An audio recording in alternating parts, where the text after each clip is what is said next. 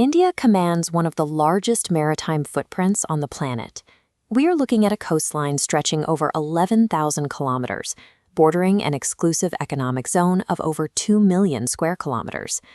This data reveals a striking structural gap.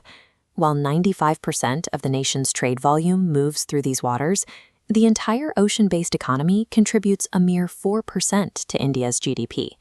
This represents billions in annual revenue currently left on the table. But attempting to capture that wealth without a clear strategy risks the environmental collapse of the very waters we are trying to develop. Because of that massive untapped potential, scaling this sector is a national economic priority, yet doing it blindly threatens the survival of the coastal communities that have relied on these resources for generations. Historically, our coastal development has suffered from incremental crowding. We see the looming footprint of heavy industrial ports expanding haphazardly into spaces where people already live and work. This uncoordinated expansion directly displaces traditional fishing communities. As ports push outward, they swallow the near-shore waters that local fleets have navigated for centuries. This creates a zero-sum game. You end up with a direct, reactive conflict between port authorities and generational fisherfolk, both fighting over the same finite stretch of water. Treating the ocean as an unregulated frontier inevitably leads to the displacement of the vulnerable. It ensures that incompatible industries will eventually collide. To change this, the state of Odisha is launching a marine spatial plan in April 2026. This is a proactive master blueprint designed to make the ocean governable. The plan uses scientific data to legally allocate coastal space. Different sectors snap into distinct zones, ensuring industrial use and conservation never overlap. This legally separates heavy logistics hubs from traditional fishing grounds, allowing both to operate without interference. It also creates dedicated space for lower conflict industries. In these protected nearshore areas, the plan supports sustainable practices like cage culture and seaweed farming. The true strength of this approach is not halting development.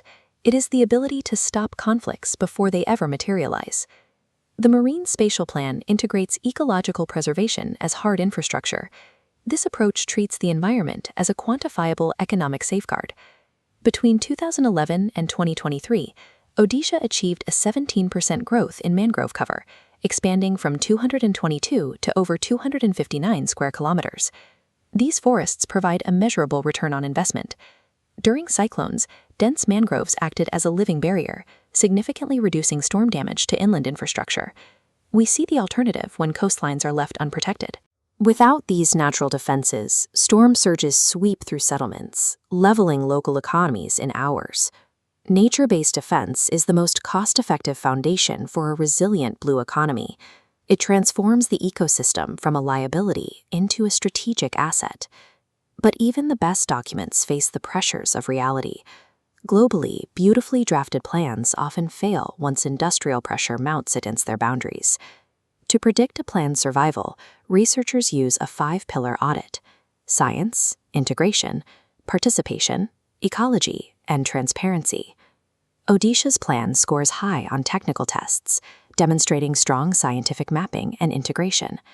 However, the lack of formal grassroots participation and public transparency remains a vulnerability.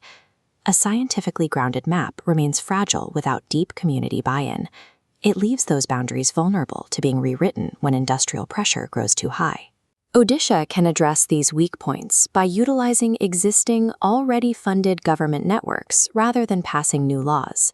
The state can provide existing fishermen cooperatives a standing role in the monitoring process, ensuring people on the water have a direct say in governance.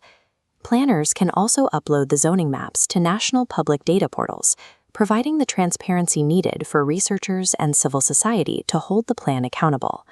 Finally, using current national mangrove conservation schemes can legally lock in the ecological zones, ensuring they are never rezoned for industrial use. Systemic coastal failures are rarely sudden cataclysmic events. They happen through the slow, incremental erosion of boundaries and protections. The choice is ours to permanently secure our coastal blueprint before the pressure of industrial expansion washes our protections away.